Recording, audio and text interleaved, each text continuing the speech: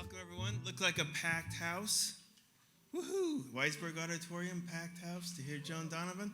Welcome, everyone, to the keynote address by Dr. Joan Donovan, the 24th Weissberg Chair of Human Rights and Justice. So I'm Eric Boynton, president of Beloit College, and Beloit College is extremely proud to host this residency and to be home of the Weissberg program. Is this going to work? The Weissberg program in human rights and social justice. The program brings major speakers to events to campus, as well as offering scholarships to female Beloit students from Cambodia, Liberia, Guatemala, scholarships for low-income students to access study abroad, grants for summer internships, and postgraduate fellowships for students to take their first steps toward a career in human rights and social justice. We'd like to thank the Weissberg Foundation for supporting this program at Beloit College for over 25 years. Beloit students over this time had benefited from the incredible generosity of Marvin Weissberg, his daughter, a Beloit College trustee, Nina Weissberg, class of 1984, and from the continued support of one of the most cutting-edge foundations supporting racial equity in the United States. And I just want to point out that we're having this event in the Weissberg Auditorium in the Powerhouse. We are gathered here in the Weissberg Auditorium named after Marvin. We are grateful to Marvin and the Weissberg Foundation for making all of this possible in more ways than one. Dr. Donovan's residency is part of a year-long focus on the theme of misinformation and media literacy in the digital age. This theme and related programming emerged out of a fruitful interdisciplinary incubation retreat in January 2023, led by Professor Michael Dango in English and Media Studies. I'd like to recognize those who have contributed to this year's programming.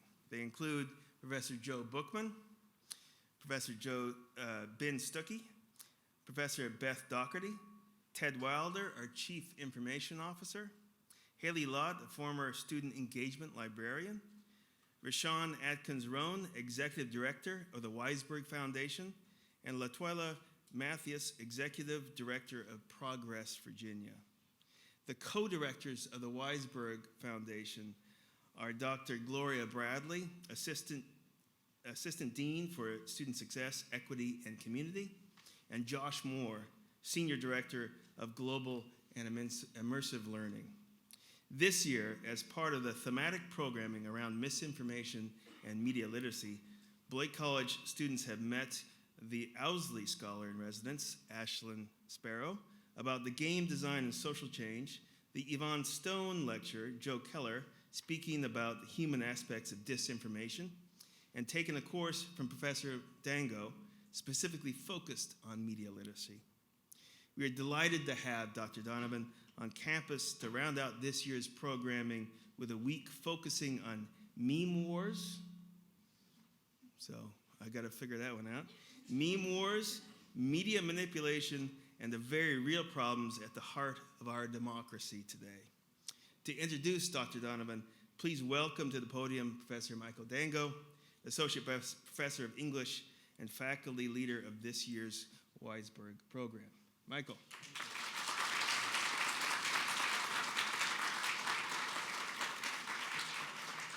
Do I try maybe a little closer? Okay, I can also do that. Good evening, everyone. Thank you, President Boynton. It is my honor to introduce Dr. Joan Donovan tonight. Before I do, I would like to invite us to thank the many people that President Boynton just mentioned who made tonight happen, including the faculty and staff visionaries that were just mentioned, as especially the co-directors of the Weissberg Program in Human Rights and Social Justice, Josh Moore and Dr. Gloria Bradley, as well as the Fearless Project Coordinator for CareerWorks and the Global Experience Office, Michelle Campbell. Could you please join me in thanking Josh, Gloria, and Michelle for their hard work?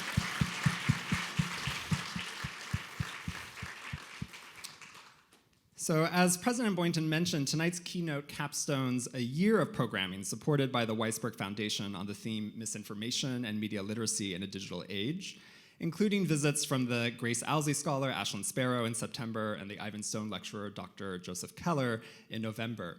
Both of those visits and the themes they explored have prepared us for this week's visit with Dr. Joan Donovan. And there's more to come. Tomorrow at 4 p.m. in Moore Lounge, Dr. Donovan will lead a workshop for students called The Future Will Be Terrible, helping us imagine how technology can be better designed for our collective well-being. And Thursday at noon in the WAC North Lounge, students interested in the ethics of careers related to journalism and media will have an opportunity to lunch and learn with Dr. Donovan in a more intimate environment. Many of you have already had the opportunity to meet Dr. Donovan in class visits, or perhaps at the opening reception yesterday for the exhibit in the Wright Museum titled Memes at War, 20th Century Propaganda. That exhibit is inspired by Dr. Donovan's co-authored book, Meme Wars, the Untold Story of the Online Battles Upending Democracy in America, which came out in 2022 and is a must-read, especially in an election year like this. For those of you who have not yet had the opportunity to meet Dr. Donovan, however, please allow me to introduce her to you tonight. Dr. Donovan is the leading authority on online extremism, media manipulation, and disinformation campaigns on the internet. Her research explores how media manipulation is a means to control public conversation, derail democracy, and disrupt society.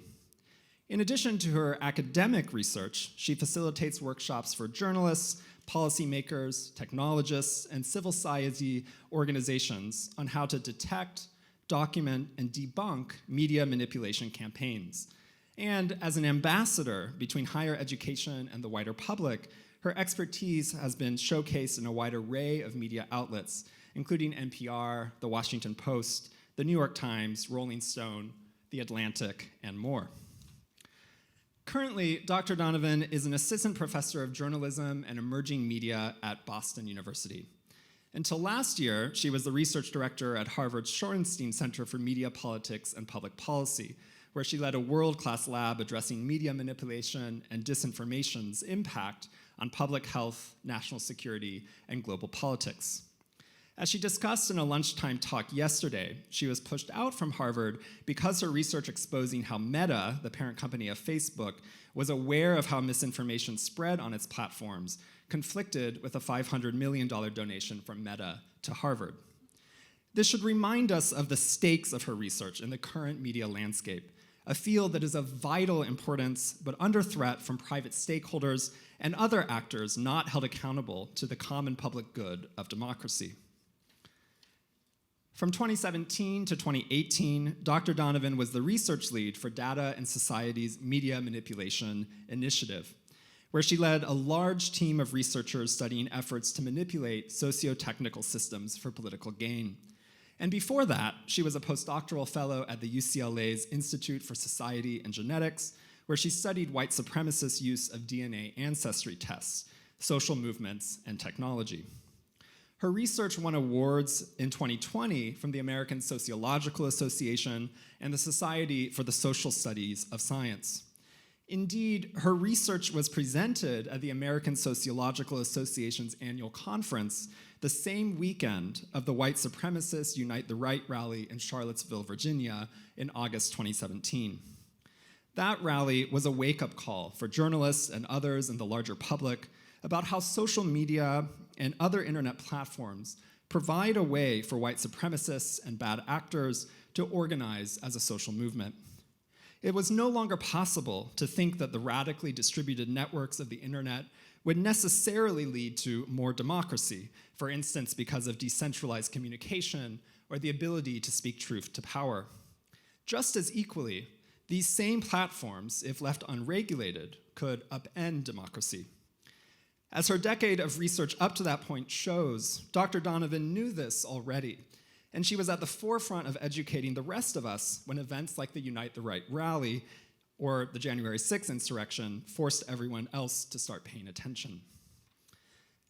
This research is hard work, and it's upsetting work. We need people who are willing to go into the darkest corners of the internet to uncover heinous speech and hateful movements. But it's not something that most of us have the stomach for, which is why we need people like Dr. Joan Donovan to be our guides. Those of you who have already had more personal conversations with her this week know that in addition to her immense intellect and wealth of knowledge, Dr. Donovan brings an incredible sense of humor to her life and work. I imagine this provides some of the light needed to get through this darkness without losing sight of the danger of that darkness. In addition to a researcher, Dr. Donovan is also literally a punk rocker, i.e. she sings in a punk rock band, and she also co-created the beaver emoji available on your iPhone, perhaps the most double entendre of all emojis. She will be presenting on some heavy stuff tonight because we live in heavy times. And in the gear up to this year's presidential election, we know misinformation and media manipulation are all the more important. But I trust that you will also see a punk rock aesthetic come through her remarks, not least punk's emphasis on forming alternate communities to protect from hegemonic sources of power. Dr. Donovan will talk for about 30 to 40 minutes tonight, and we'll then have 30 minutes for questions from you all. I especially encourage our students who are taking notes during Dr. Donovan's talk to be ready to jump in with your burning questions. I hope that you'll now please join me in welcoming punk rocker and leading scholar of the internet, Dr. Joan Donovan.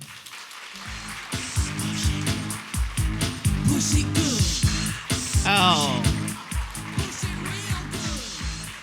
I love it. I love it. Dr. Donovan's always wanted a walk-up song. Yeah. To make sure that happens. I'm a huge fan of Salt and Pepper. So that was, I bet I have Gloria to blame for that. But this has been amazing visit thus far. Many thanks to the president and Michael and Josh and Gloria and everybody for letting me be part of your classes and letting me learn from you and letting me understand the experience, or helping me get a window into the experience of what it's like living in Beloit and getting to be in such a vibrant educational community.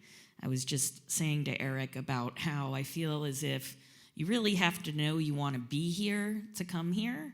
And in that, I think the self-selecting, of you are getting some of the best education that you could get, because the value of education isn't that somebody delivered facts to you, but that you learn how to talk and discuss and ask questions and express yourselves through classroom experiences, through talking to your colleagues and your classmates, and in interacting with your professors, who all seem really fun.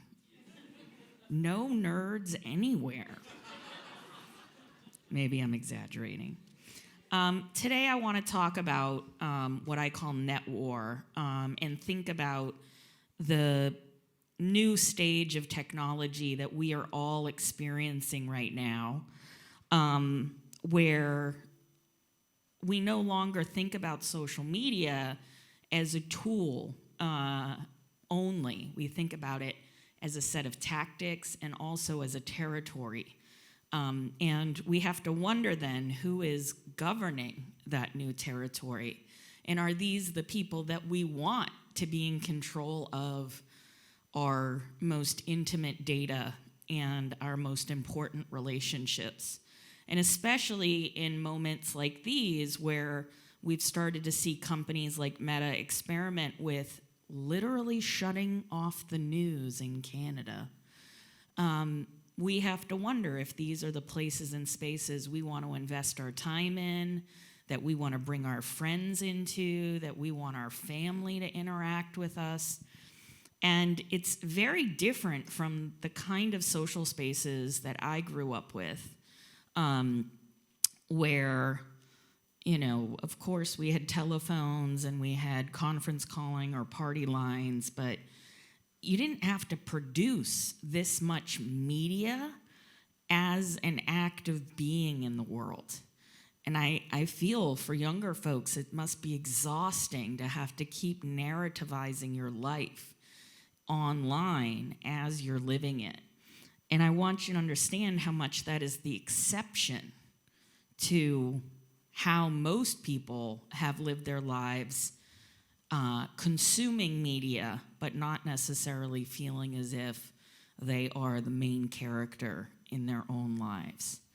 And as we talk about net war and this idea that these social spaces are now shifting not just our understandings of democracy, but also our understandings of how we might relate to each other, how we might find one another, how we present our social selves. These things, these posts or videos or content that we're sharing become fodder in a war of all against all, essentially online, where there are not a lot of the same traditional actors. Like when we think about media adversarial networks, we might think about, Fox News versus CNN, but now it's more journalists versus Elon Musk, right? Or journalists versus people who hate journalism, which is a media movement unto itself. So what do I mean? Well, in the research that I've been doing about meme wars, and I'm really thankful for those of you that have read the book ahead of me coming here, it's kind of a very special honor that people are willing to read your work and put so much time and effort and energy into understanding it. And so I don't want it to be lost that I appreciate that labor. And it probably would have made a much more fun documentary to watch than a book to read, but nevertheless. So meme wars in our book are really the use of slogans, images, and video on social media in persuasive political campaigns. And why it matters that we study meme wars is because many of our politicians in the last 10 years have decided to run political campaigns that involve mimetic styles of communication. So what does that look like? Well, meme wars are often authorless. They promote in-groups and out-groups. They're sticky, as advertising and PR folks might notice that word, you want a meme that's sticky, that is, it's hard for people to forget. And they're participatory, that is, people want to remix them. They want to participate by changing the way in which a meme operates and being part of a more public conversation. And not a lot of media before this invites you to remix as much as mimetic content online. And the reason why authorlessness matters, which isn't the same exact thing as anonymity, but it just means that when you're sharing a meme, you don't want to feel like you're pushing a product or a political idea. It's usually you want people to see something, have a little laugh, and move on. Stickiness is something that good memes tend to do naturally, but you'd think about the history of advertising and sloganeering, the stickiness of a meme like "just do it" or "I'm loving it," right? You will know what brands I'm making allusions to without me having to say those brands. And so it's really important that we think about the characteristics that make memes go viral. And it's not that, someone forced a meme into existence, although don't tell the White House that, because they're obsessed with Dark Brandon these days.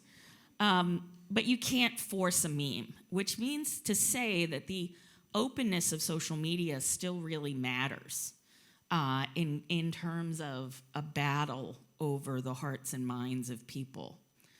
So recently, I've been looking at some of the memes in relationship to where we end up with Dark Brandon. So Dark Brandon, for those of the uninitiated, I'll just quickly show you.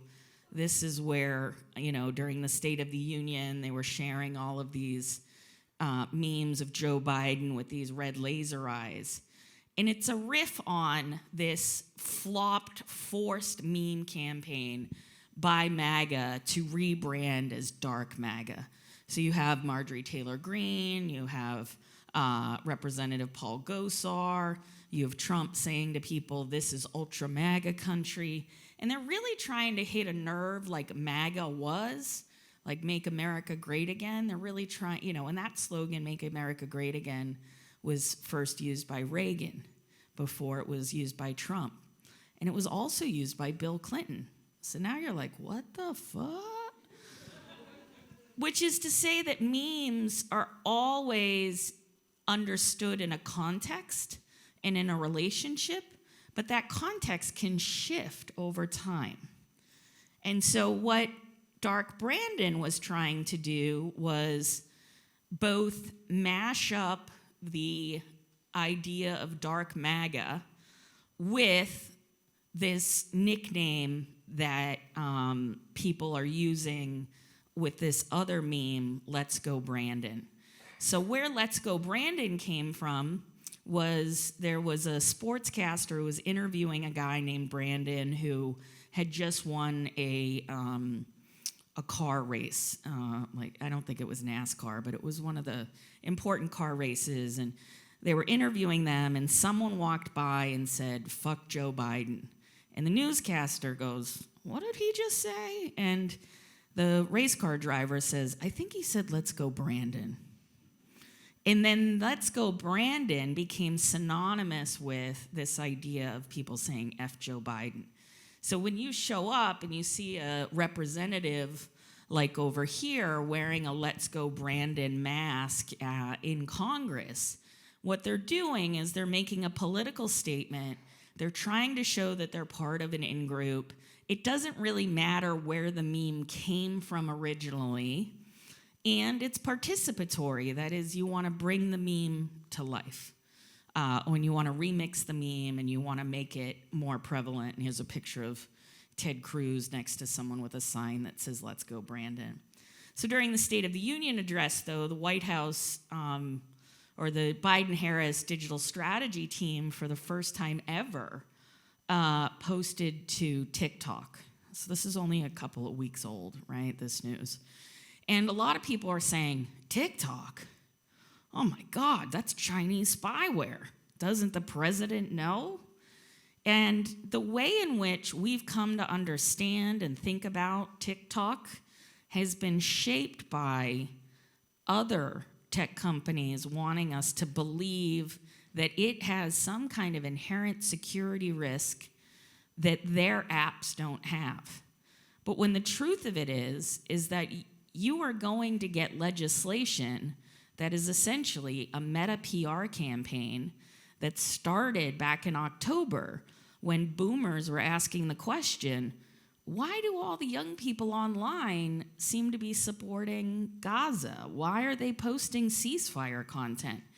And Meta and Alphabet, which is the parent company of Google, lobbyists really slid into that information void and told this story that it must be the Chinese Communist Party that are forcing that onto TikTok and not reflective of a youth-led U.S. social movement around justice in Palestine. But if you do study social movements and you talk to people who organize them, there was something that you could actually go out and see and ask questions about. And if you went out and saw and talked to people that were at these ceasefire protests, they were just basically anti-war. They had heard about it on every platform, not just on TikTok. And when you look empirically at the risks of different platforms and the kinds of data they collect on you, Meta has much more data on you than any other company. Google, if you've been using Gmail like I have for the last 15 years, knows all about me and my medical records. Which is to say that we have been marching straight into a digital world where we don't often understand the consequences of our participation, and we're being told to lighten up, that the company's got this, that they'll protect you. And the major people who are benefiting from the design of social media being this way are primarily politicians. So if you can't get politicians to stick up for consumer safety, that's when it starts to fall on the citizens and people like you to start to imagine technology and regulation differently, not just to abstain. Like, I don't know if you saw that Social Dilemma movie, but the end game of that you just turn it all off and pretend it doesn't exist, doesn't actually understand the world that we live in today, where most of our friends are on these platforms, our families. This is how we keep in touch, especially post-pandemic. You know, it was a real trauma that we went through globally in order to, you know, stay alive. Many of us made very deep and impactful online relationships. And so the question isn't, well, how do I opt out? The question is, how do I participate fully in society so as to make a change? So let's get a little grim. When we're talking about social media, what we have to understand is the different kinds of design is being weaponized here. So weaponized design is essentially electronic systems whose designs either do not account for abusive application or whose user experiences directly empower attackers. So with centralized communication design, if you want to stop disinformation and misinformation from flowing, well, you really only have to shut down the hub and the spokes won't get that information. Think radio, television, maybe print newspapers. This is a communication stream that by and large is broadcasting out, but not really receiving messages in. And then we have decentralized, which was the first vision for how the web should operate. So you should have several websites that are information hubs that hyperlink to other websites, and there can be some talk back and forth between those websites. But by and large, if you broke off one of those nodes, it could continue to exist without being part of the main hub. Where we are now with social media is down here in category C of distributed networks, where many of us understand virality in a very lottery-like sense, that something goes viral because it hits a nerve and it's the right place and the right time.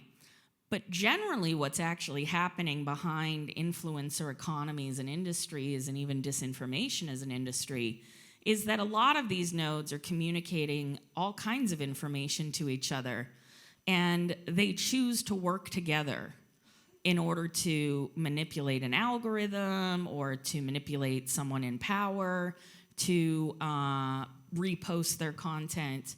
And so it's much harder to stop disinformation or lies at scale when we are communicating inside distributed networks.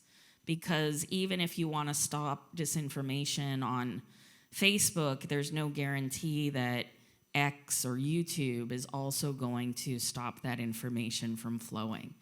But when we had high media consolidation, it was a little bit easier to prevent disinformation from circulating. Weaponized design can also happen in branding or in imagery. So when we talk about misinformation, we're talking about information whose inaccuracy is unintentional and spread unknowingly, whereas disinformation is information that is deliberately false or misleading, often spread for political gain, profit, or to discredit a targeted individual, group, movement, or political party. And so it's a really high bar to be able to label something as disinformation, because you do need to know what the origin is. And something like this might circulate online. So this was an image that was circulating in 2016, and it didn't get flagged for anything. But this is disinformation. So how do I know this? Well, this is a picture of my friend Aaron, and he's Canadian, and he's a pediatrician. And what happened was he had his wedding photos up on Flickr, and a group on Reddit decided that he looked like a loser and that maybe he would send his wife to war. And they took the branding from the Hillary Clinton campaign and they put that branding on this picture, and they made it seem like, you know, he's out here saying, I'm a proud liberal, I'm a proud feminist, I'm a proud hero's husband, draft my wife. So why we know that this is disinformation, though, is because it was part of a series of content developed to make it seem like Hillary was pushing this idea of drafting wives and daughters. So this one is even a fake screenshot, so she never tweeted this. But what they wanted to do was circulate this fake screenshot on Reddit and on Facebook to make it seem like this had circulated on Twitter or X. And then there was another set that got a little bit more gruesome here. He died for his country. Now it's her turn. Draft our daughters. And again, reuse of the logo. So you imagine you're a content moderator living in Vietnam or the Philippines, and you see this, and you're not going to say that's disinformation. That just looks like someone, you know, who's a Hillary Clinton stan, and that's what they're going to do, right, is make media for their candidate. But what's important to understand is that when you investigate this stuff, and journalists will know this, you have to really look in other spaces online. So to bust a campaign like this, we're using a lot of reverse image search and in order to find the spaces and places where these groups of bad actors were getting organized. And what was pretty funny about it is that they were all so excited that Hillary Clinton's campaign was going to have to answer to this. Like, that was the game, was, you know, we might trick a few people, but really the campaign's going to have to come out and debunk this and say, I never said this thing. And media manipulators often behave like trolls, which is that they're seeking the attention of their opponent. Very similar in political races. One of the strongest things you can do as a political figure is to never say the name of your opponent. Like, just don't even acknowledge they exist. Like, that level of, like, I don't even see you, you know? I'm sure none of you have done that on your social media to someone, right? like I don't even know. Oh, that's what she was posting? Right? And so it's so insidious, it's so under the radar when it comes to media manipulation, disinformation, that we might call it banal or everyday misinformation. So when I'm studying this and I'm thinking about it in a meme war context, I'm thinking about it in terms of tools, tactics, and territories. And this idea, mimetic warfare, is a competition over narrative, ideas, in social control in a social media battlefield. So this is how political operatives approach doing political campaigning on social media. They don't think about it necessarily as a place to post nice things that they're, you know, that the candidate is wanting to support. They think about it in this context of, in some instances, digital dirty tricks. And then when it comes to how the groups of people or the backers or the distributors of these campaigns operate, there's a lot of hiving, that is getting together and coming up with a plan, and then swarming across other platforms.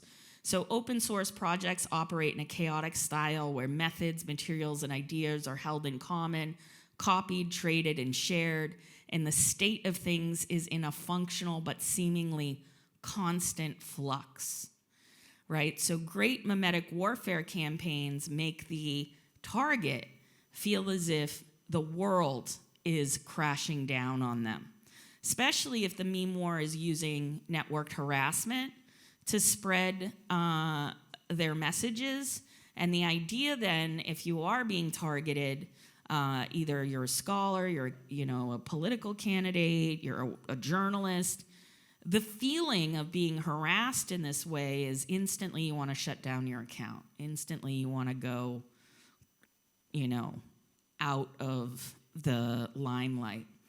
And it can be really daunting. And then there's very few, if any, ways of getting some kind of action to be taken. You know, and in some ways, we have yet to really reckon with network harassment and the effects of it, as I'm sure many of you have probably have gone through network harassment campaigns, and it can feel really overwhelming. So to go back to Dark MAGA a little bit and understand why it was a failed political op, this is a screenshot from 4chan, which is a well-known anonymous message board where some of the dregs of humanity hang out, and some of you. And basically what they were trying to do was make Anonymous on 4chan a private army for Trump. So in this post, you know, very excited, asking the question, is MAGA coming back? And you can kind of hear the I don't even know how to, like the bureaucratic, copy PR speak here. It says, is it true that Trump is going to sweep the nation again with a brand new campaign built around dark MAGA? Word on the street is that it's a no BS version of MAGA, kind of MAGA 2.0, which takes all the winning aspects we love so much and cranks them up to 11. Who gets the reference up to 11, right? Yell it out. Spinal Tap. That's for you boomers. So word is that once Trump gets back on Twitter, that's when it's all going to get going again, with him announcing his run for president very soon. And so the reactions on 4chan were like this, you know? So these are the memes. What's this? Who this? That's Sandy, boomer. Okay. And then over here, you've got a mix of Hulk Hogan, right? Or maybe a superhero mixed with patriotism. And then over here, you know, someone calls them out. First meme that they tried to astroturf here rolled out and was mocked mercilessly. Ultra MAGA is their next attempt, right? So the idea that you can plant political memes and force them into the world and get people to care about them, give me at least SpongeBob, right? If you're trying to activate people, this is not what's hot, right? But why did a bunch of boomers end up on 4chan? Well, they ended up on 4chan because they were looking for the breadcrumbs of Pizzagate and looking for the breadcrumbs of QAnon, and they thought that, you know, some high-level government operative was posting on 4chan all the government secrets. Of course, Dad, right? So something had happened in these spaces and places where people were believing they were getting news. They were believing that they were getting information that somehow was forbidden knowledge. That is, this is the kind of news that's being hidden from them. And it's good to have skepticism about media. It is good to have skepticism about pharma. It is good to have skepticism about your government. It's also good to know how to find facts, right? But what the internet does is it makes just searching on the internet feel like research. And I hate to break it to you, but it's not. Knowledge is other places. They literally hide it behind paywalls so you can't see it and educate yourself, because it costs, $8 a week to subscribe to reputable news organizations. So why not get your news from 4chan? Well, here's a reason, which is to say that right now we're living in blurred lines. Online, we can't tell the difference between citizens, civilians, and combatants. And when we're dealing with dis and misinformation campaigns, what you end up seeing is a lot of contradictory information. And part of this is related to the design of military technologies for how you would disrupt an entire population. So DIME, diplomacy, information, military, economics. These are the 4 pillars of military strategy. So if you can't get the work done with diplomacy, which means world leaders talking to world leaders, then you might, one of the last resorts is going to the military. You do not want to have what's called kinetic action. You do not want to have to deploy your military. So usually economics is the second sanction, and we saw this very clearly after Russia invaded Ukraine. We went after economic sanctions and said, oh, Russia can't bank anywhere. And they shut down the SWIFT codes or the routing numbers that would allow you to exchange money into and out of Russia. But information is something that we don't think a lot about as news consumers or internet users, but we are in a war over information. And because social media is open and the territory has no borders, that means that foreign operatives can, invade your small town by figuring out where it is you talk online, figuring out what you care about, usually hanging out in that space for a little while, and then launching some kind of attack, usually aimed at creating division. So the democratized nature of participatory media, that is media that you use as a user, media that you put your content on, extends the concept of scalability, as anyone with internet access and basic tools can create and distribute their own media for the campaign, essentially becoming a node of the network. So think back to that weaponized design, where anonymity blurs lines between combatants and civilians in the information war, exemplifying conditions of 4th generation warfare. So we have instances where we describe 4th generation warfare as this warfare where it's really hard to know who it is that you are at war against. And this happens in places where you might be fighting a war with insurgents who don't have military uniforms, and they're showing up on the back of a Toyota Tacoma with a cannon on it, right? But they're not like a military in the sense that, you don't exactly know it when you see it right up front. And so 4th generation warfare comes out of military thinking, particularly related to skirmishes in the Middle East, Syria in particular, where it became really difficult to tell who was a regular citizen or wasn't involved in the military and who was, because people weren't wearing uniforms, they weren't all being housed on the military barracks, they weren't necessarily even flying the flag of their country, which is a really dark shift for military strategy to acknowledge, in a sense, because what it does is it also then permits the US government or any government that's thinking in this way to attack anyone that they suspect as being part of either an insurgency or being part of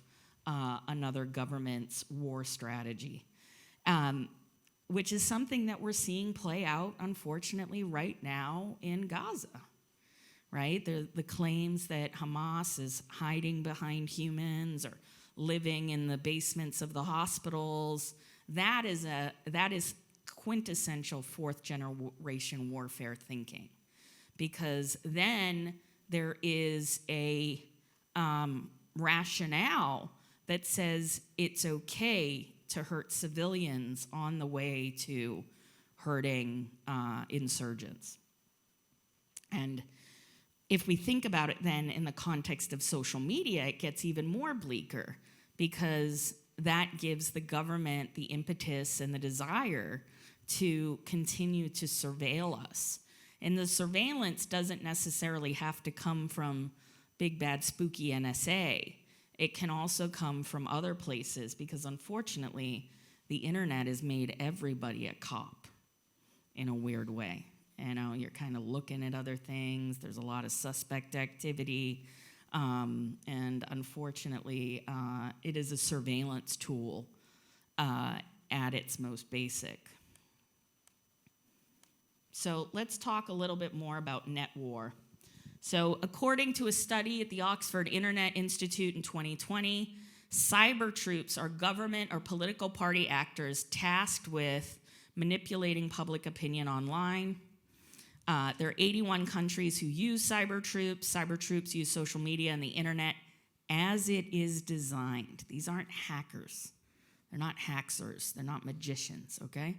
And while employing social engineering techniques like impersonation, bots, and growth hacking, it's very different from hacking or other forms of cyber warfare to directly attack opponents or infrastructure.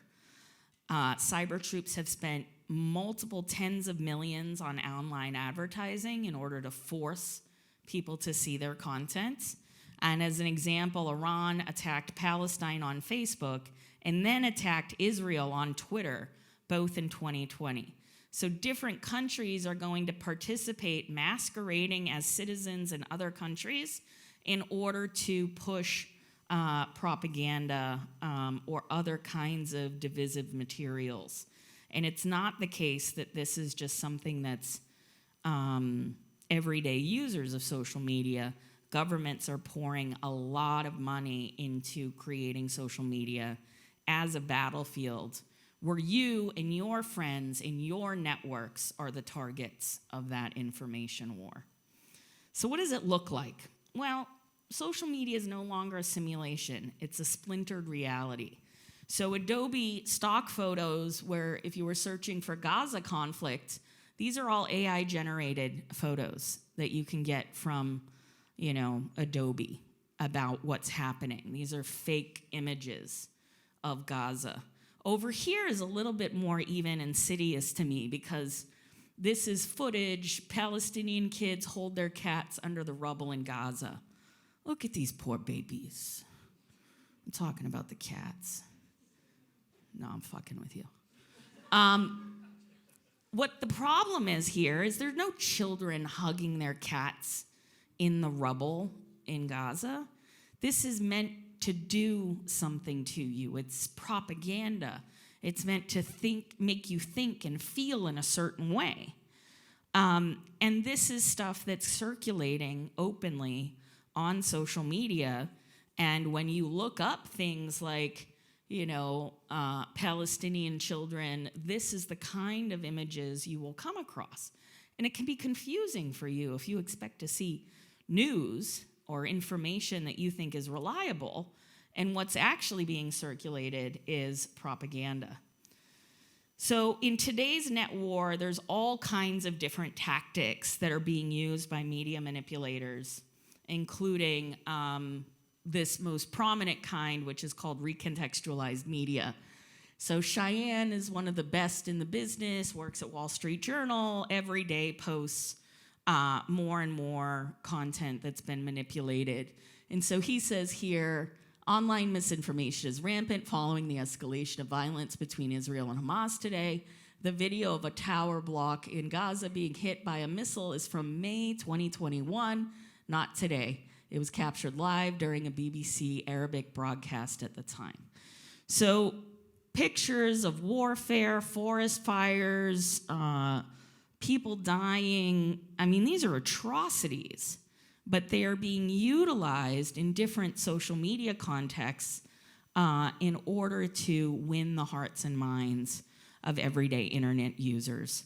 So, imposter accounts, even fact checks have been weaponized and used to tell people the wrong information. Misinfographics, that is giving out statistics that are bunk. Manipulated video, trolling, brigading, evidence collages, hacking accounts, and then one of my favorites, hollow sourcing, that is saying I have a source, but they're anonymous, right? So that's a trick that journalists use all the time. Is not a good one because it's definitely used in these other ways. Another tactic that we've seen around information warfare hits a lot closer to home around this concept that I call networked incitement, which is a socio-technical infrastructure where insurgents use multiple platforms to communicate use multi-platform communication to command and control mobilized social movements in the moment of action. So I did a big deep dive into all of the affidavits from people who were arrested during January 6th. And one of the things we found was that many people who went to the Capitol that day went because Trump asked them. Not because they had this sense of duty to democracy, not because even that they had thought that deeply that the election had been stolen, but because Trump had asked. There had been a number of protests ahead of that January 6th that many, many people didn't attend. But the difference maker here was Trump's charisma and asking people to come. Another way in which we're seeing networked incitement happen, though, is through an account on X called Libs of TikTok. So every time Libs of TikTok posts about a school or they post about a doctor or a hospital that are serving LGBTQ communities, they post about it, and then within minutes, that person or group is being harassed, and sometimes it ends up in bomb threats, which require an evacuation and an investigation. Now, these are a little bit older reports of this happening, but there was an NBC News article, I think last month, that said we're now up to 33 bomb threats at schools or hospitals from Libs of TikTok posting. And a bomb threat doesn't just mean, oh, somebody called in a bomb threat and we're chill. It means everybody get the fuck out, right? I mean, it costs a lot of money. It's scary. It's not a good way to get out of finals, okay? Just keep killing your grandma over and over and over again. She's died so many times. I'm sorry. I'll stop. Are we embarrassed yet? I'll keep trying. So what is net war? Net war is deployed across online territories, not necessarily bound by borders or governed by proper juridical power, where old laws and regulations are not often enforced. And the power structure of net war is not like our political power structure. It's governed by corporate terms of service, not the state. Resources are not just monetary instruments, but the ability to scale, deploy, and command large groups across vast spaces and statuses.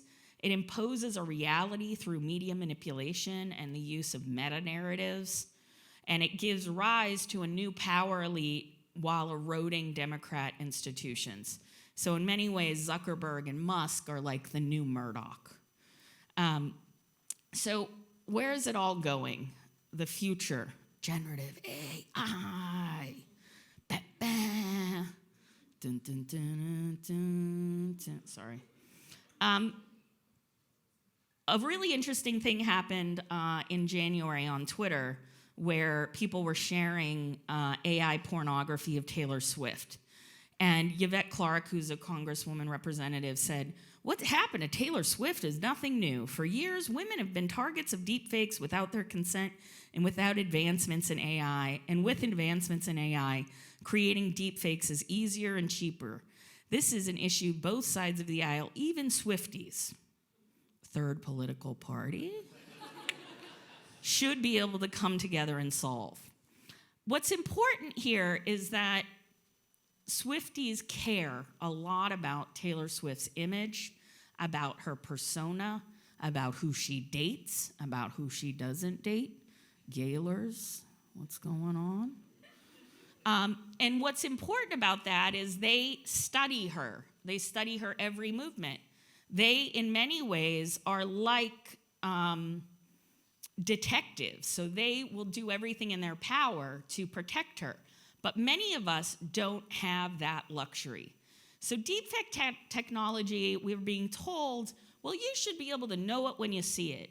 Videos may have mysterious shadows or inconsistent mouth movements. Photos or videos may have an extra or missing fingers, teeth, or ears. Voices may have some robotic characteristics or lack space for breathing or thinking sounds like or ah. So I was thinking about this, and I was like, well, in addition to Swifties, who really has knowledge of counterfeits? So sneakerheads know how to spot a counterfeit. People who are really into luxury brands know how to spot a counterfeit. People who are into Rolexes know how to spot a Casio, right? This shit is a Casio. It looks just like this. It looks just like it, doesn't it? Come on. $60 at Macy's. Affiliate marketing link in my bio. Which is to say that if we are going to develop a knowledge and a know-how around deepfakes, we are going to have to get really good at spotting counterfeits. Or we could ask these companies not to allow our biometric information to be utilized to make deepfakes. But that requires us to go to Congress and not to go complain on social media. So what's really happening here with deepfakes? I'll play this one for you. Oh, no. Come on. Oh, they're not going to let me play this one. Let me see if I can... No, that's going to go the wrong way. This one's really good. Yeah, let me just see if it's... No, I got to do all this, guys. But it'll be worth it, trust me.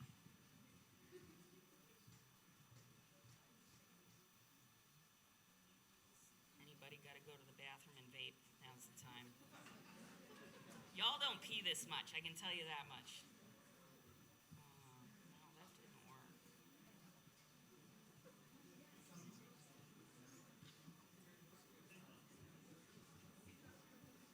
Why isn't it copying?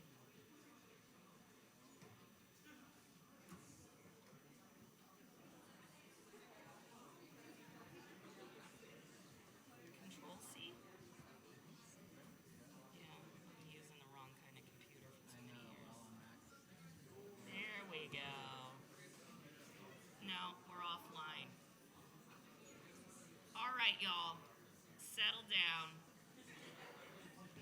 I'll describe it for you and send you the links later.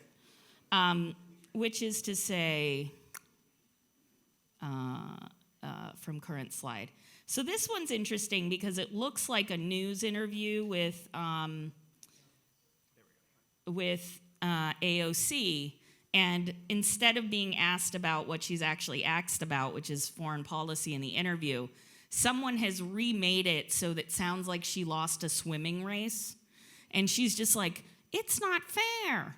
I thought we were doing the butterfly stroke, and then they came out and they were using freestyle. But it's a really good deep fake, and it makes it seem like, she's this ditz who doesn't understand why she lost this swimming race. And then I was going to show you Bernie Sanders dancing, which is a really good Bollywood-style interpretation of Bernie. But then things were going to, I really wanted to get some laughs out of this because then it gets dark. Which is to say, the most prolific use of deepfakes is putting women into pornography. And why this matters is because when we study technology, what we have to understand isn't necessarily our little carve out of the world that we care about, like political disinformation. If we understand where pornographers are with using AI and deep fakes, we can understand where political operatives are going.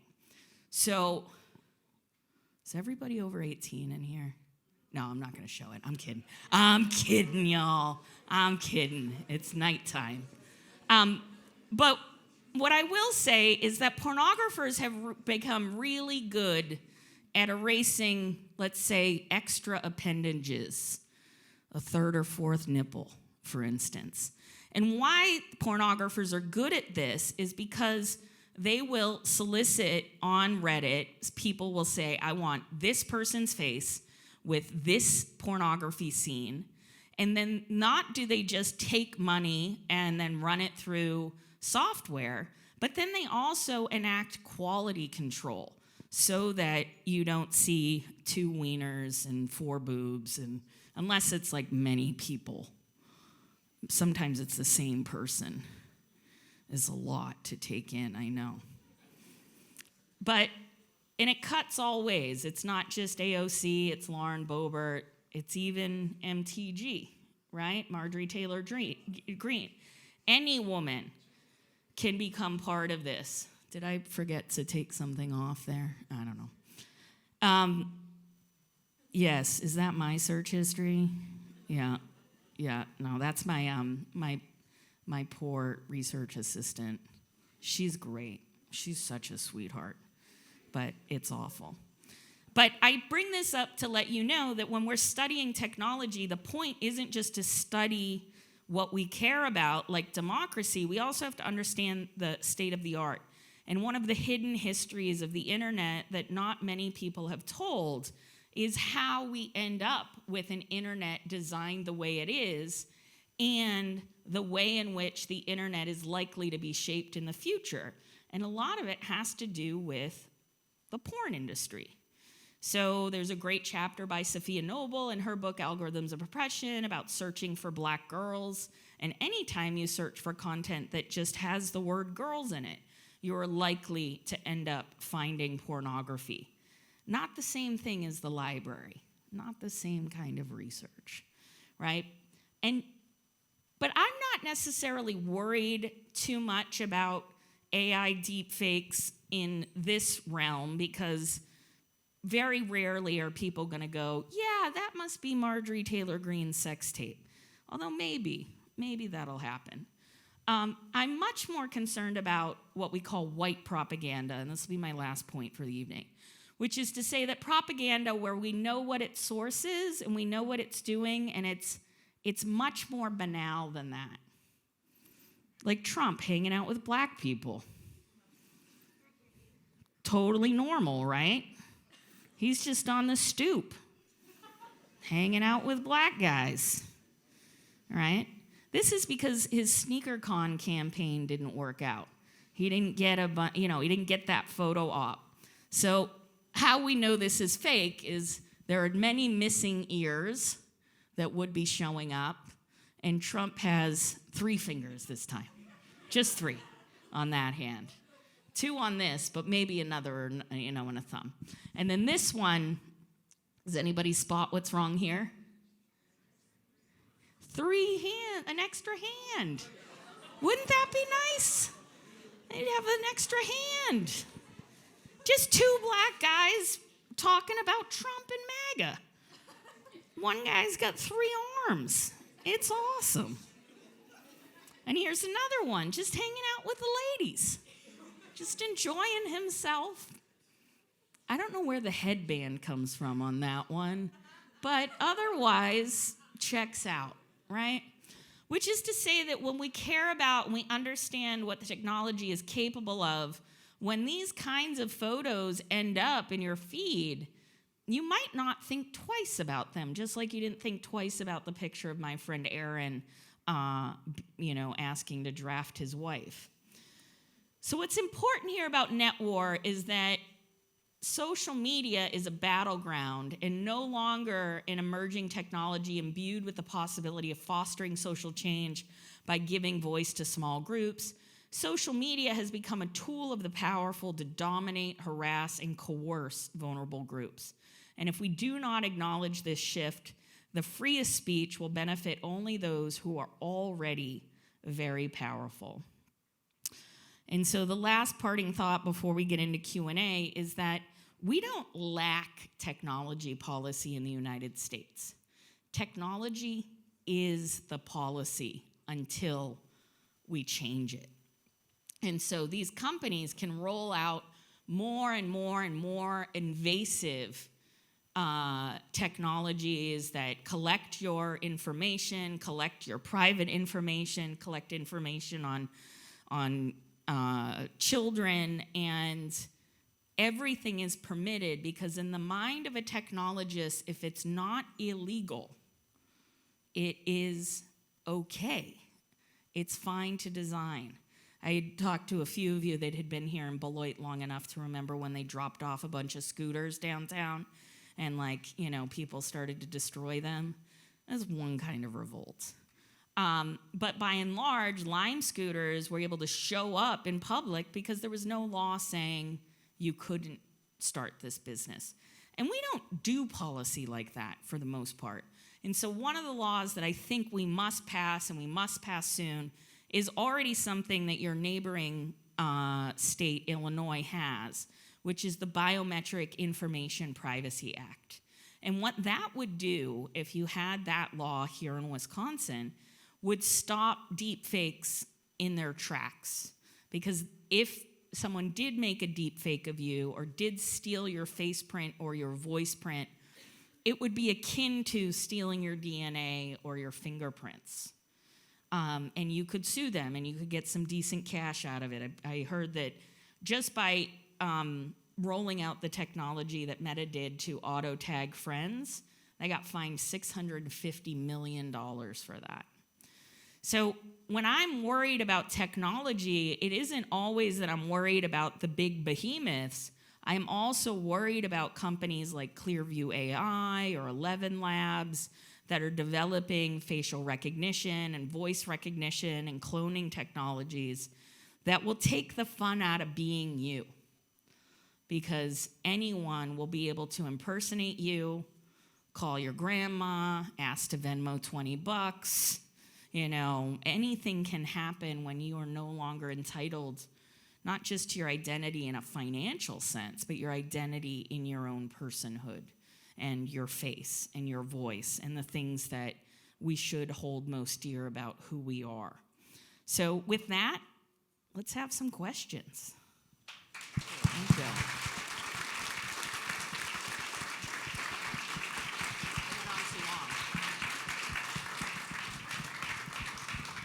So Dr. Donovan, I'll let you call on people, but Joy and I will be coming around with mics if anybody has a question. Who would like to get us started?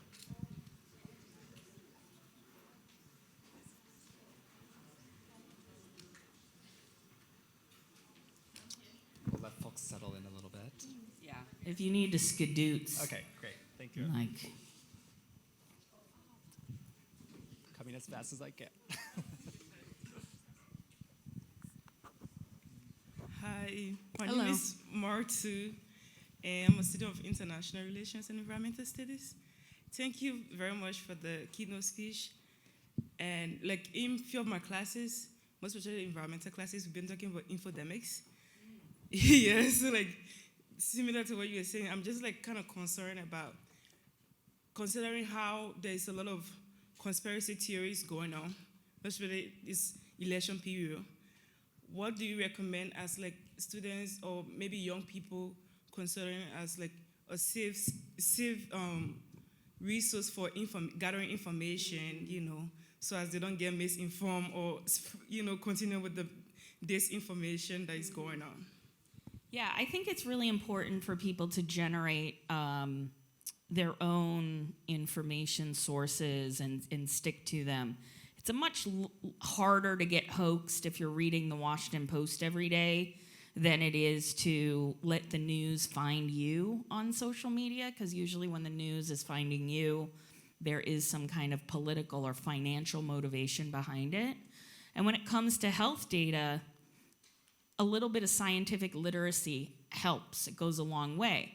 Because if you understand that science is something that is slow and painstaking and methodological, then you might be less likely to fall for early conspiracies around the pandemic that this must have been a bioweapon, right? This idea that it was a bioweapon, which actually led to a bunch of anti-Asian hate crimes because people thought, everyday folks had somehow been part of the Chinese communist effort to destroy the world.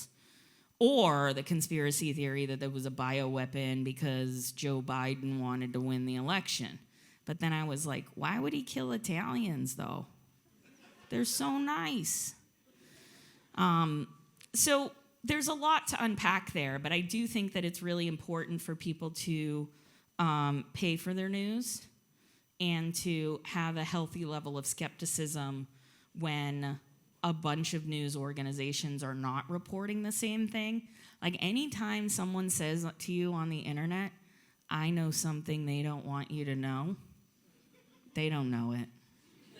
They don't know shit, right? And so you have to, kind of really hone your own skill set there and use your intellect in order to gauge what kind of information is important, what kind of information maybe you're going to think a bit more of. There's very few times in this world where you are called to act based on information. One is like when your best friend gets cheated on, and no matter what the story is, we're going to do something about it, right? But another time is voting, where you want to have the right kind of information, you want to have the facts, you want to understand who you're voting for. Public health information, looking at local public health websites, especially ones that are under .gov domains, that can be useful. But yeah, rarely are we actually called to stand on facts. Usually what we're doing is we're believing experts who are being used as sources in journalism. But on the internet, for some reason, everybody is a freaking expert on something. And I would just approach it thinking about sourcing and say, well, maybe if I really care about that piece of information, then maybe I'll make sure that the reporters that I usually follow are also seeing this or are also reporting on this in this way. Because that's one of the beauties of the internet, is that if something is true, many people will usually have that evidence and will be offering up interpretations of it. Other questions?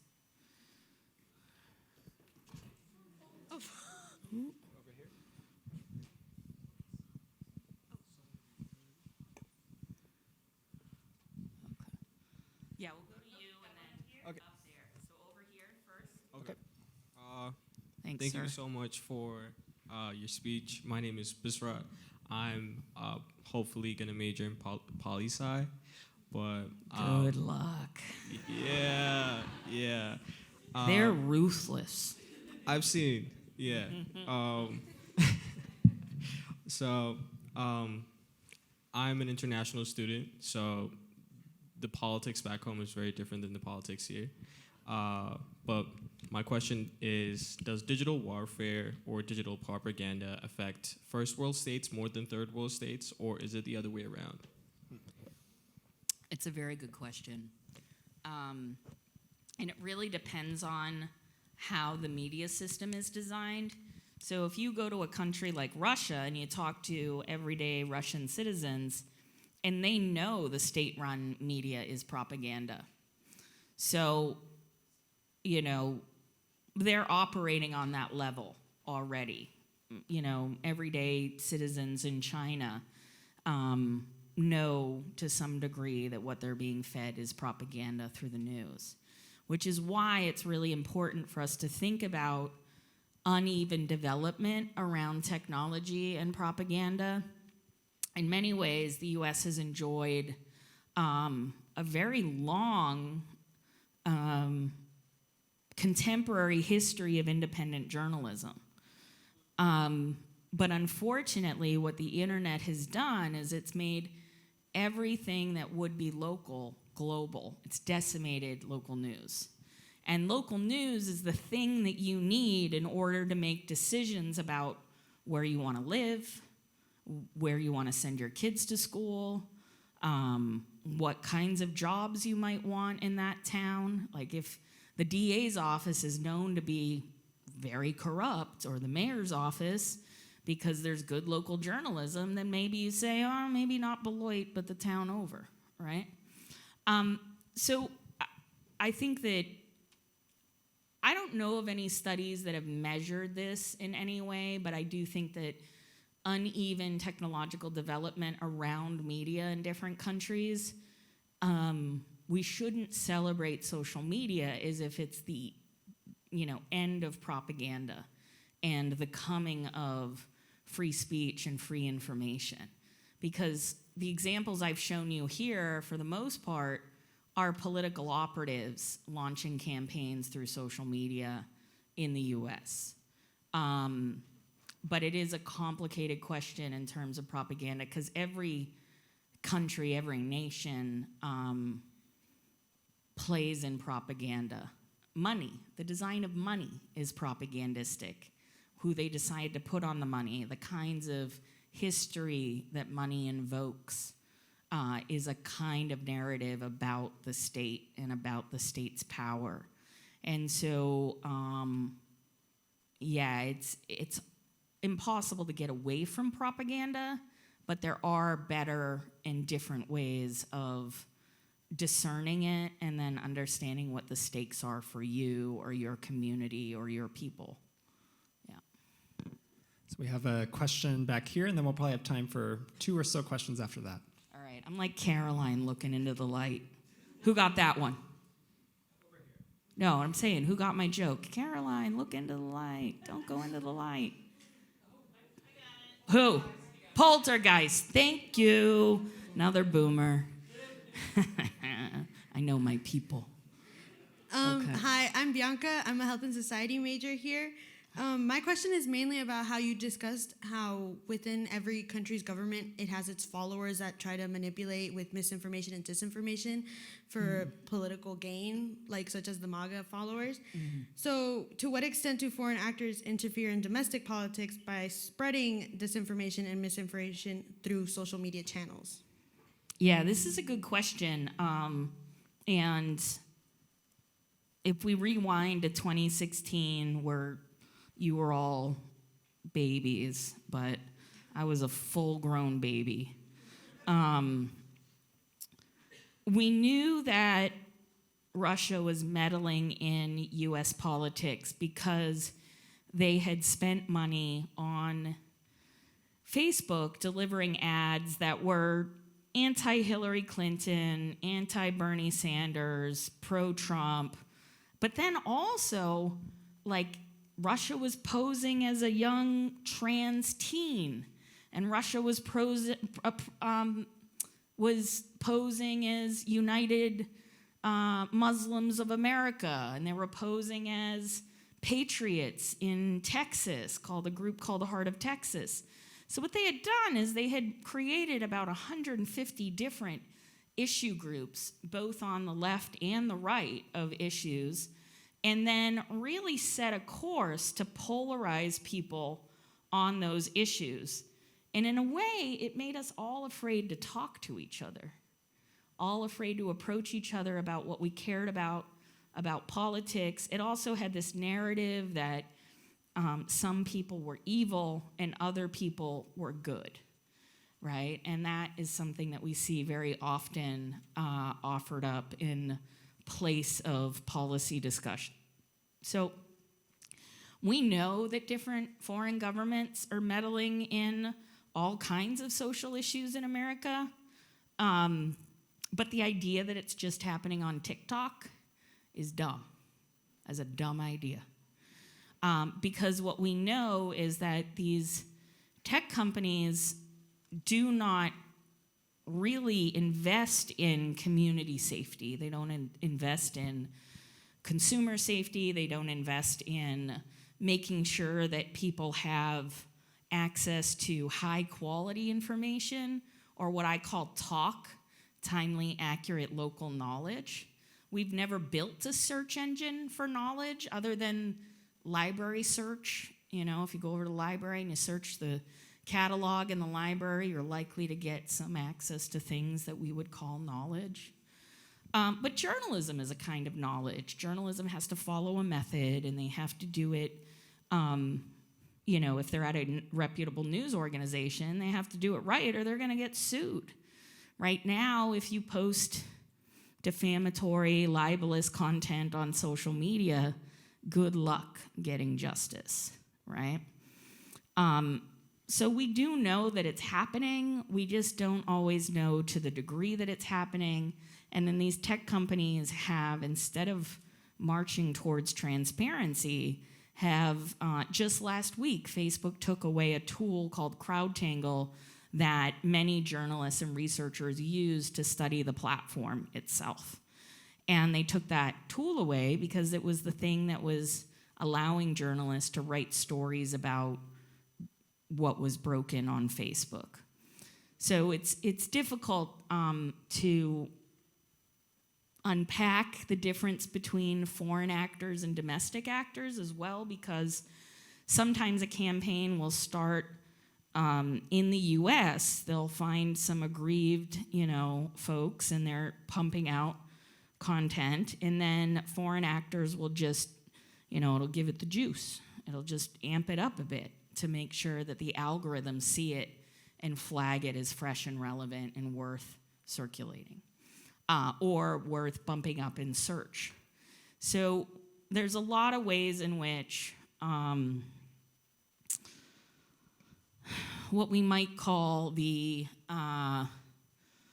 playbooks that which we would normally understand war and offense and opponents have really been blurred by the openness of social media in the way in which anyone can go on social media and pretend to be from anywhere.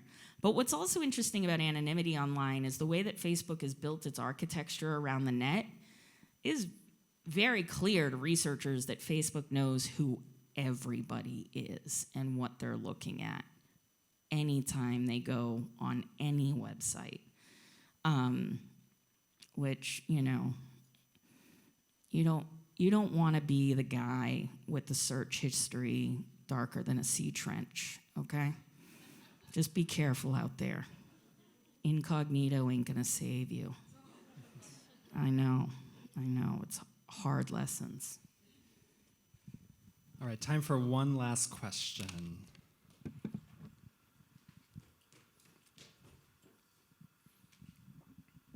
Hi, my name is Moon Som. I am a senior double major in Poli-Sci and Grace. And thank you so much for spending time with us tonight. I have a question. Yesterday, you visit my class, International Relations Seminar, and you mentioned a little bit about you want all politicians to get off social media to make politics more serious. And you also mentioned during your speech tonight, so I was wondering, do you think it's possible to kick them off from social media, or maybe just convince them to get off to make social media less serious? Yeah, so one of the jokes I often tell is how did it get this serious, But a lot of it has to do with legitimate truth-telling or legitimate institutions going on social media. And politicians are folks that really didn't get social media early on. So some of the first politicians that got online were Barack Obama, which you probably all remember, and Ted Cruz. So he was one of the first to develop a very robust political campaign strategy using Facebook advertising back in 2012. And why that's important is that people have to develop these habits. They have to practice these technologies to get good at them, just like you need to practice riding a bike or practice playing basketball in order to get good at something. And so we have now reached a level of maturation of social media technologies where political operatives are no longer, the typical campaign strategists that are like, if you want to get votes in Beloit, you need to get, 100 people knocking on doors, and here's how we're going to do it. We're going to give everybody, $10 to blue collar. What happens now is that campaigns hire folks much like yourselves, digital natives, who know how to track down a thing or two, know how to make something a little bit scandalous, know how to reach and split audiences. So when Trump hired people to run his campaign in 2016, he hired Brad Parscale, who was a social media, let's say, entrepreneur, and Steve Bannon, who had learned how to hoax audiences from watching the Occupy movement very closely. And so, in many ways, social media is not a neutral technology by any means. But there are some laws and some rules and some regulations that we need to have around politicians and political advertising online, just so we at least know that we're being advertised to, just so we at least know that this is a part of a political campaign. But for right now, none of that is required by law. The kinds of products, the multi-level marketing, the affiliate marketing online is turning everyone into a commercial. And eventually it's gonna, you're gonna be like, this is really boring. Like, I'm gonna go touch grass, right? Like, this is it for me, right? Or like the novel thing, right? Like, oh, I'm kind of lonely. Maybe I'll go to a bar and meet someone. Or maybe my friend who works at the library knows a cute girl or something, right?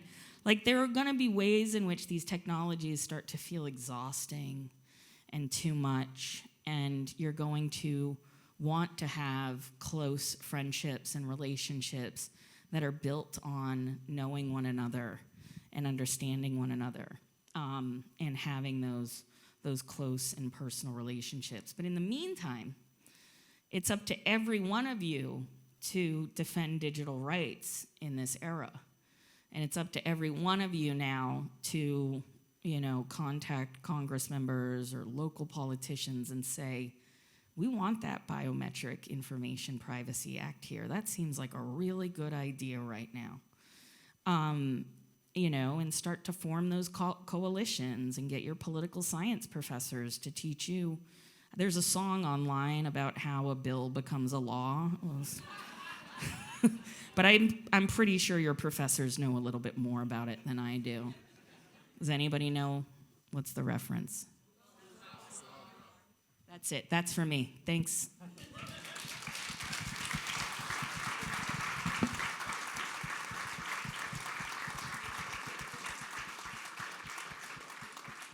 Well, thank you, Dr. Donovan, for your generosity in answering our questions today, and thank you all for being here today. Those of you who were the first 20 to get here and got a copy of Meme Wars, I believe Dr. Donovan's available to sign those if you'd like to come get your copy signed. Otherwise, I'll also remind you about her event tomorrow, 4 p.m. in Moore Lounge, to think even more about technology. So thank you again for being here tonight.